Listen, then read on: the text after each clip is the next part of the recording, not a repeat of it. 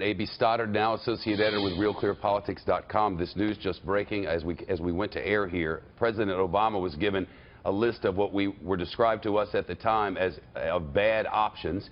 He chose the bad option that was to remain out of this conflict largely, and we've had very bad results. There's no questioning this. Now, as the pattern by Assad continues, this president has made another decision. What are we looking at here, A.B.?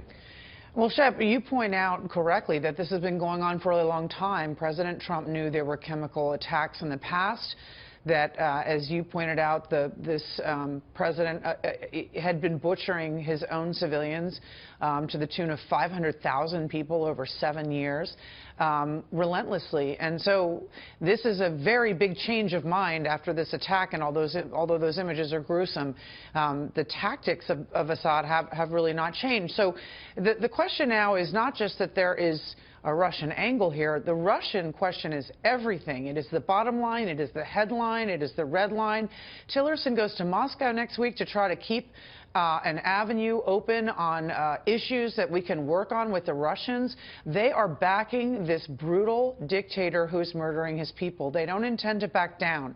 And they're making some equivocating comments today about how if it wasn't really an attack, an accidental attack on a weapons factory run by the rebels, and it was actually the use of chemical sarin gas on his people, that would, be out of the norms. And they do think the UN should do an investigation. But we know they've been backing this regime fighting its own people, not ISIS, for years, since 2015. So at this point, what is President Trump expecting of the Russians? Are we going to go to war against them, as you've been asking, or are we going to try to coax the Russians into deposing Assad with us? That is everything in this equation. What is the intention of the Russians? What does this administration think that they can get the Russians to do? Well, we know some of the things the Russians want.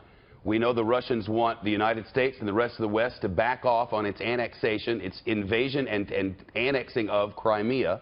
We know that the Russians would like for NATO's front in that region not to be so perilously close to the Russians. So they have a bunch of desires. It's a matter of how much you're willing to give. I think even if we gave them all those concessions in Eastern Europe, Shep, that they would still, Putin is enjoying a supremacy that he has never had before. He rescued President Obama in 2013 so that he could retreat from his threat of airstrikes with this deal he negotiated to get all the chemical weapons out of Syria. That was a hoax. The weapons are still there. He's been playing a two-step on this the whole time. I don't think he wants to back away from his relationship with the Iranian regime and the Assad regime in Syria. I think he's playing an important role, and I don't think he has any intention of backing off of that, no matter what concessions we give him over the Baltic states or NATO or anything. We're still in the words category, so this is nothing but talk, at least at this moment. But it is very clear that plans are being drawn up, something that's not unusual. There have always been plans for this. The Pentagon game plans, everything. But you can't overemphasize the many dynamics at work here. Hezbollah is in there, and the Iranians support Hezbollah.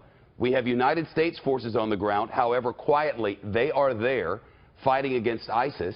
The Russians are on the ground supporting Assad. You have this toxic mix of all of those people, and then to remove this man from power, regime change, something against which now President Trump has railed for years, could really upset the equilibrium in that region and around the world. When you start talking about Iran here, Hezbollah, Russia, the United States, and Syria, that's almost a world war defined, or at least you risk that possibility.